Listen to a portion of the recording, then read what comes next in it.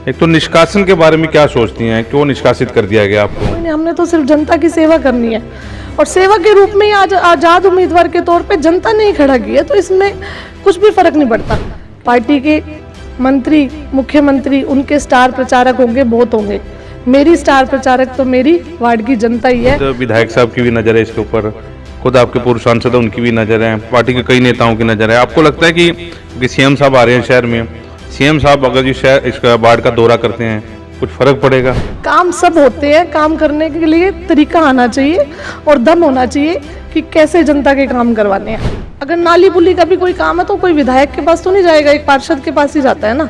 तो सुबह 5 बजे भी अगर फोन आता है मेरे पास तो मैं उनके लिए हमेशा खड़ी होती हूँ, तो मुझे वोट क्यों नहीं करेंगे? तो मैंने खुद देखा जो विपक्ष वाले लोग हैं तो उन्होंने ही मेरे पोस्टर फाड़े, तो उनको कहीं ना कहीं अपनी हार दिख चुकी है।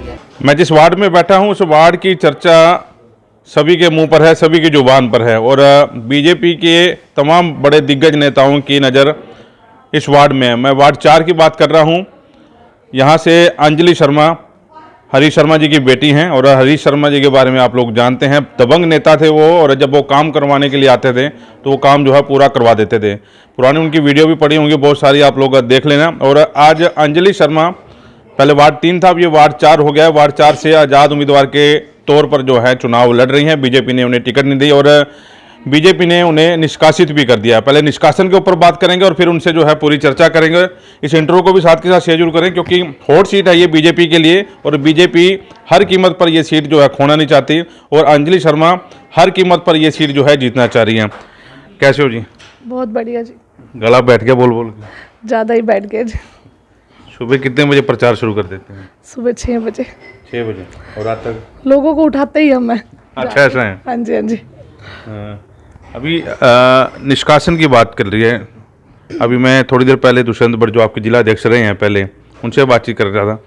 एक तो निष्कासन के बारे में क्या सोचती हैं, क्यों निष्कासित कर दिया गया आपको? और दूसरा एक ये भी है उनका कि अगर ये जीत भी जाते हैं, चुनाव जीत जाते हैं तो इनको पार्टी में दोबारा नहीं ले जाएगा। दो क्वेश्चन इकट्ठे हैं मेरे। देखिए, निष्कासित की अगर बात करें, ये तो एक जनता के बीच में ना भ्रम फैलाने वाली बात है। वो अपनी उनको हार दिख रही है तो वो इस तरीके से वो निष्कासित कर रहे हैं। निष्कासित तो बहुत सारे लोगों को पहले भी किया है और आज उन्होंने पार्टी ज्वाइन कर रखी है।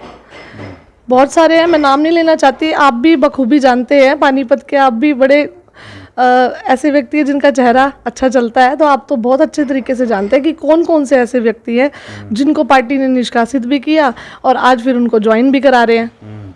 तो इसमें कोई ऐसी बात नहीं है कि पार्टी ने निष्कासित कर दिया तो कोई नहीं। हमने तो सिर्फ जनता की सेवा करनी है और सेवा के रूप में ही आज आज़ाद उम्मीदवार के तौर पे जनता ने ही खड़ा किया, तो इसमें कुछ भी फर्क नहीं पड़ता कि वो निष्कासित करें या हमारे को साथ रखें। अच्छा, जीतने के बाद आप जाएंगे बीजेपी में? देखिए, ये जनता के ऊपर मैंने फैसला छोड़ रखा है। अब जगह जगह पे सुनने में सिर्फ यही चीज़ आ रही है कि निष्कासित कर दिया। अगर चुनाव जीत भी गए तब भी इनको नहीं लेंगे, लेकिन सब चीज़ें आपके सामने हैं। देखिए, काम करवाने हैं हमने तो जनता के। अगर मैं जीत भी जाती हूँ ना तो इतना दम रखती हूँ मैं कि मेरे पिताजी भी एक बार निर्दलीय चुनाव लड़े थे और ये इतना बड़ा उन्होंने नेशनल हाईवे का कट खुलवाया निर्दलीय लड़ने के बाद भी। काम सब होते हैं, काम करने के लिए तरीका आना चाहिए और दम होना चाहिए कि कैसे जनता के काम करवाने हैं। लेकिन वो लोग जब अपनी जनसभा में अपील करते हैं कि ऊपर भी सरकार बीजेपी की, नीचे भी सरकार बीजेपी की, बीजेपी का मेयर आ रहा है, तो ये ऐसे कैंडिडेट को वोट देना जो काम करवा सकें। कैसे जो है पार कर पाएंगे आप अगर जो इस वार्ड से चुनाव जीत जाती हैं? देखिए, जनता के सहारे बहुत सारी चीज़ें हो जाती हैं। मैं हर बार यही बोलती हूँ कि पार्टी के मंत्री, मुख्यमंत्री, उनके स्टार प्रचारक होंगे, बहुत होंगे। मेरी स्टार प्रचारक तो मेरी वार्ड की जनता ही है जो मेरे को निगम तक पहुँचाएगी, तो उनकी आवाज़ मुझे बखूबी उठानी भी आती है कि किस तरीके से उठानी है, चाहे मुझे धरना दे के उठानी पड़े। इस सीट की मैं बार बार इसलिए बात कर रहा हूँ, खुद विधायक साहब की भी नज़र है इसके ऊपर, खुद आपके पूर्व सांसद हैं उनकी भी नज़र है, पार्टी के कई नेताओं की नज़र है। आपको लगता है कि क्योंकि सीएम साहब आ रहे हैं शहर में, सीएम साहब अगर जो शहर इसका वार्ड का दौरा करते हैं कुछ फ़र्क पड़ेगा? देखिए, उससे कुछ भी फ़र्क नहीं पड़ने वाला, चाहिए कितनी भी यहाँ पे रैलियाँ कर लें। ये चुनाव होता है लोकल लेवल का, ग्राउंड लेवल का, और ग्राउंड लेवल पे जनता के लिए अब उनको कोई काम होता है अगर नाली पुली का भी कोई काम है तो कोई विधायक के पास तो नहीं जाएगा, एक पार्षद के पास ही जाता है ना। तो सुबह 5 बजे भी अगर फ़ोन आता है मेरे पास तो मैं उनके लिए हमेशा खड़ी होती हूँ। तो मुझे वोट क्यों नहीं करेंगे वो? बिल्कुल वोट करेंगे, आप देखना। आपके विधायक के साथ तो ठीक रहती थी, ऐसा क्या हो गया कि टिकट कट गई? हालांकि वो कहते हैं ऊपर से आदेश था। देखिए, पैराशूट की तरह सारी टिकटें इन्होंने पैराशूट की तरह उतारी हैं। 21 पार्षदों की टिकट कटना बहुत मायने रखता है। सोचना चाहिए था पार्टी को कि ऐसे पार्षद साथी जो मेरे, हमने बहुत डट के काम कराए निगम में, 5 साल वो जनता के बीच में रहे और फिर जनता के काम कराए। अगर हम लोगों की अथॉरिटी अगर साइन करने की भी है ना, अगर हम ग्राउंड लेवल पे कहीं ना जाएं, ऐसा कोई व्यक्ति नहीं है कि 5 साल में उसको हमारी जरूरत ही नहीं पड़ेगी। हमने कभी किसी चीज़ के लिए मना ही नहीं किया। तो वो चीज़ देखनी चाहिए थी पार्टी को। तो वो फैसला तो एक गलत ही उन्होंने लिया इस चीज़ को। मतलब आप मानते हैं कि यहाँ के लोकल नेताओं का पूरा टच रहा है आपकी पार्टी अपनी टिकट कटवाने के लिए, या वो कहते हैं कि ऊपर से आदेश आए थे? देखिए, ऊपर से ऐसे कोई आदेश नहीं थे। कहीं ना कहीं लोकल लेवल पे जो कमेटी बनाई गई थी, इन्हीं के ही आगे व्यूज़ गए हैं। और इन्होंने किस तरीके से वो व्यूज़ रखे, अगर टिकट काटी है तो कम से कम हम लोगों से हमें कारण तो बताया होता। किसी एक का भी कारण भी नहीं पूछा गया किसी भी पार्षद से कि भाई तुम्हारी टिकट काट रहे हैं तो आगे ऐसे आपको ओहदा देंगे, ऐसे करेंगे। कोई मतलब नहीं, किसी भी प्रकार का कोई मेरे पास फ़ोन भी नहीं आया। आपकी बात भी नहीं? बिल्कुल भी नहीं जी। और ये जब आप पर्चा भरे 1 तारीख को उठाना था आप लोगों ने पर्चा, इस दौरान को पार्टी का दबाव? सिर्फ सुनने में आ रहा है कि पार्टी जो है बागियों को मना लेगी।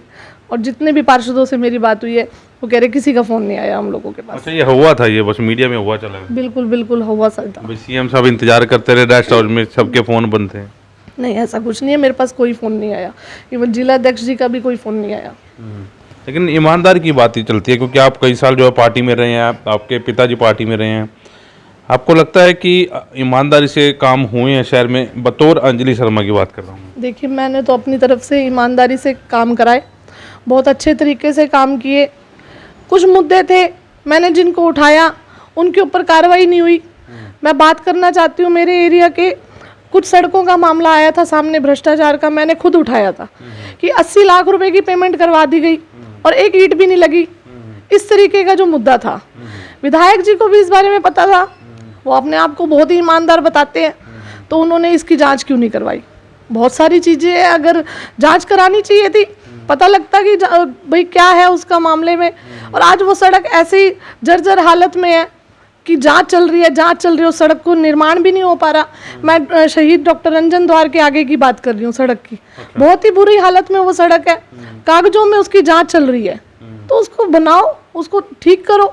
लेकिन जब भी कहीं इसके बारे में हम बात करते हैं तो इसकी जांच चल रही है, सिर्फ यही सुनने को मिलता है। और उस सड़क के ऊपर किसी का भी ध्यान नहीं है। कितना का मामला था वो? लगभग 80 लाख का। 80 लाख रुपए की आज तक सिर्फ किताबों में जांच हुई है। हमें को याद है कि आपने मीडिया में भी खूब मुद्दा उठाया था वो। जी उसी बारे में। तो आप ये सवाल किसके ऊपर उठा रहे हैं? विधायक साहब पर उठा रहे हैं, पार्टी पे उठा रहे हैं, या लोकल अफसरों पे उठा रहे हैं? देखिए, विधायक जी यहाँ के शहर के राज्य हैं, वो अपने तरीके से उनको इसकी जांच करानी चाहिए थी कि इसमें कौन है पीछे, इसके किसने ये कार्य किया। एक बार जांच तो होनी चाहिए थी कम से कम। हमें भी लगता कि भाई हमारे लिए कोई स्टैंड ले रहा है। आपको क्या लगता है ये जांच क्यों नहीं हो पाई? जांच आपने उठाई, मांग उठाई, उसके बाद दब गई सारी है। देखिए, उस बारे में मुझे कुछ नहीं पता। बस मेरे मन में तो ये था कि इसकी जांच होनी चाहिए थी, ताकि लोग जो आज इतनी परेशानी में उस सड़क को लेके, वो जांच हो जाती, उसके बाद सड़क बना देते। हमें और क्या चाहिए? जनता को क्या चाहिए? जनता को नाली पुली, सड़क, लाइटें, ये सब चीज़ें चाहिए। वहाँ से आज भी कोई एम्बुलेंस जाती है या कोई बुजुर्ग जाता है, बार बार लोग गिरते हैं वहाँ से। बहुत ही बुरी हालत में उस सड़क के है ऊपर से, और जो द्वार बना हुआ है उसकी और दुर्गति अलग हो रही है। लेकिन विजिलेंस की बात चली थी कि विजिलेंस जो है सारे मामलों में जांच कर रही है, वो विजिलेंस तक भी जांच नहीं पहुंची है। नहीं, विजिलेंस पे जांच गई थी, हम लोगों के बयान भी लिए थे। उसके बाद उस जांच का क्या हुआ कुछ नहीं पता। दबा दी गई? दबी गई होगी, नहीं तो कहीं ना कहीं तो मुद्दा उठता। अच्छा, क्योंकि पार्टी जो सामने जिसको टिकट दिया है बीजेपी ने, आप लोगों के बयान सुनता हूँ कि वो बाहरी हैं। किस तरह के बाहरी की बात करते हैं? देखिए, क्या भारी है? भारी होते, बाहरी का मतलब भारी नहीं, बाहरी है। बाहरी। अच्छा, बाहरी की जो बात करें, बिल्कुल ठीक कह रहे हैं। भारी क्योंकि उनका इस क्षेत्र में उनका घर भी नहीं है। अच्छा। तो जनता को इसी चीज़ की थोड़ी सी वो है कि एक व्यक्ति जिसको हम जानते भी नहीं है, हमने जिसका नाम भी कभी नहीं सुना, जो व्यक्ति यहाँ रहता भी नहीं है, तो हम लोग उससे काम कैसे लेंगे। तो उस चीज़ को लेके जनता में यही चर्चा चल रही है, तब भी उसको बाहर ही कह रहे हैं। अच्छा, इसलिए कह रहे हैं। अच्छा, आपके राजनीति तो आपको विरासत में मिली, आपके फादर साहब जो है बड़ी दबंग किस्म की राजनीति करते रहे हैं। कुछ उनका कोई ऐसा वाकया याद हो जो आपके सामने चर्चा में आया हो राजनीति तौर पर, कि मतलब ये काम जो है पापा ने करवाया मेरे? नहीं, बहुत सारी चीज़ें हैं ऐसी, बहुत ही काम। अगर हम जिला परिषद की भी कहीं बात करें ना, तो जिला परिषद वाले भी मेरे फादर से कहीं ना कहीं सलाह लेने के लिए वो आते थे। मतलब इतना उन्होंने काम कराया जनता को लेके। कल ही मेरी कहीं पे जनसभा थी, वहाँ एक व्यक्ति ने चर्चा में उन्होंने बात की, विचार रखे अपने, कि यूपी का कोई व्यक्ति था, उसका काम नहीं हो रहा था, वहाँ के एमएलए एमपी ने काम नहीं किया और शर्मा जी ने भी हमारा काम करा दिया। तो लोग दूसरे शहरों में भी उनकी चर्चा है, उनके बारे में सब लोग जानते हैं, उन्होंने काम कराए हुए हैं, बहुत काम कराए हैं जनता के लिए। इसी चक्कर में एक बार उनको जेल भी जाना पड़ा, उनका स्वागत देखा था मैंने, खूब स्वागत हुआ, पब्लिक वहाँ पे स्वागत करने की। नहीं, बिल्कुल, जब उनको जेल जाना पड़ा तो जनता भी बहुत ज़्यादा उनके लिए रोई, बहुत लोगों के आंसू निकले कि भाई ऐसे व्यक्ति को, हमारे राज्य को, हमारे उसको अंदर कर दिया जिनकी कोई बात ही नहीं थी। तो इस तरीके से जनता बहुत ज़्यादा लगाव उनका मेरे फादर के साथ भी था और आज मेरे साथ भी उसी चीज़ को लेके है कि मेरे फादर, मेरे में ही वो मेरे पिता को देखते हैं। उसी तरह की राजनीति करते हैं आप? बिल्कुल बिल्कुल, उनके नक्शे कदमों पे ही चलने का मेरे को उन्होंने एक ही चीज़ सिखाई है कि निस्वार्थ भाव से बेटा तूने सेवा करनी है, घर से कोई खाली नहीं जाना चाहिए। अगर कोई आए तो उसका काम उसी टाइम तुरंत आपने करना है, अगर किसी का फ़ोन भी आए तो आपने वहाँ पहुँचना है।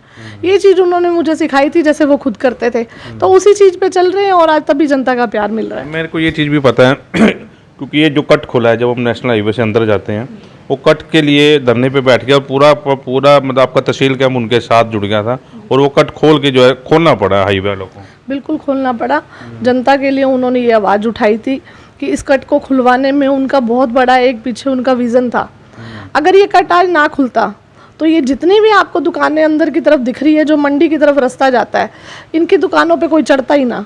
इनका कारोबार चलाने वाले ही एक ये था कि उनका कट खुलवाना उनके लिए बहुत ज़रूरी था कि लोगों के कारोबार भी चलते रहें, कोई खाली ना बैठे। ये उनका विज़न था। अच्छा, 3 वार्ड में आपने ऐसे कौन से कार्य करवाए कि लोग वार्ड 4 के लोग जो हैं आपको याद रखें, या वार्ड 4 में भी क्या क्या काम करवाना चाह रहे हैं आप? देखिए, वार्ड 3 की जनता मेरे लिए बहुत ही बड़ी चीज़ थी कि 5 सालों में उन्होंने मेरे को भरपूर प्यार दिया, बहुत काम कराए हैं। ट्यूबवेल्स को लेके देख लो कि हर गली में कहीं ना कहीं आपको ट्यूबवेल मिलेगा, कि अगर एक ट्यूबवेल कोई ख़राब भी होने वाला होता था ना, तो मुझे पता लगता था कि हाँ भाई अब ये ट्यूबवेल ख़राब होने वाला है, पहले से ही उसको एक अल्टरनेट ट्यूबवेल मैंने रखना कि साथ के साथ वो काम हो जाए, कि उनको लोगों को परेशानी ना झेलनी पड़े। आज की मैं बात करूंगी, आज भी मेरा जो एरिया, मेरे क्षेत्र से कुछ कट गया, ग्रामीण वाला एरिया, वहाँ से भी लोगों के फ़ोन आ रहे हैं कि हम तो भैया अनाथ हो गए, हम किसको वोट डालेंगे, हम वोट डालने ही नहीं जाएंगे। वो इस तरीके की बातें कर रहे हैं। तो उनको भी समझाया है कि देखो, हर तरफ चलना पड़ता है, हर जगह स्टैंड लेना पड़ता है। वोट डालने का अधिकार है तो वोट का अच्छे तरीके से प्रयोग भी करो, आप वोट डालो।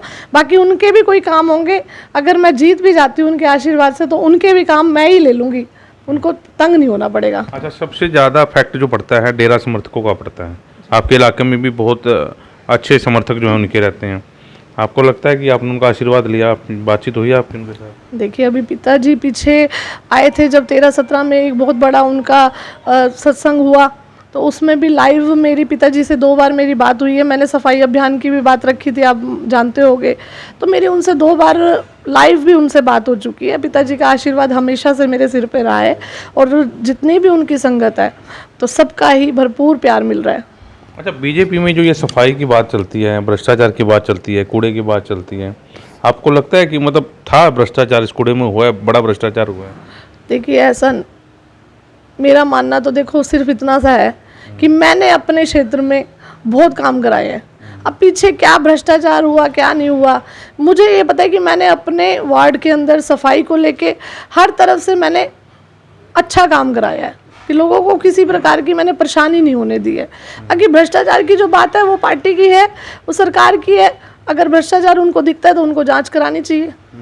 तो मेरा इसमें कुछ भी ऐसा वो नहीं है कि मैं इस पे कोई बात करूं। इलाके की जनता आपके साथ है पूरी? बिल्कुल साथ है।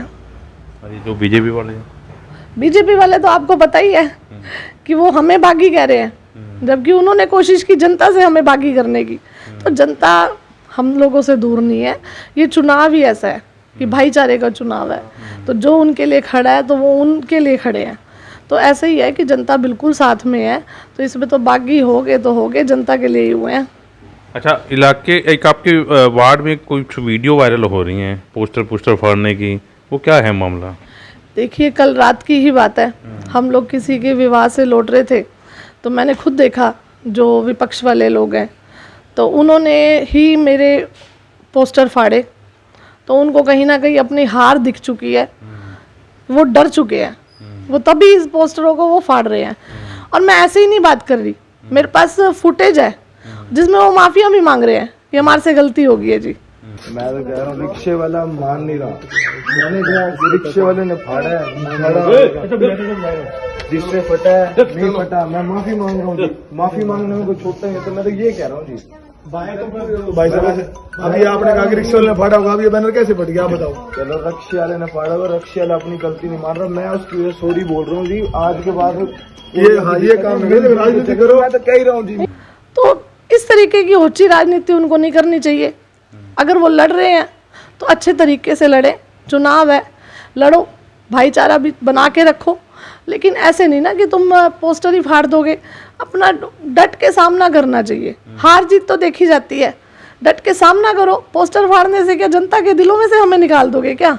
ऐसे नहीं निकलने वाले, बहुत काम कर रखे हैं जनता के। आपके पास तो चुनाव निशान आपका बैट है, वो बैट लेके चला करो साथ में रात में। बैट लेके चल रहे हैं, और बैट के ऊपर मैं आपको एक बात बता दूं, मेरे पिताजी ने जब निर्दलीय चुनाव लड़ा था वो भी बैट से ही लड़ा था और जनता ने उनको जिताया।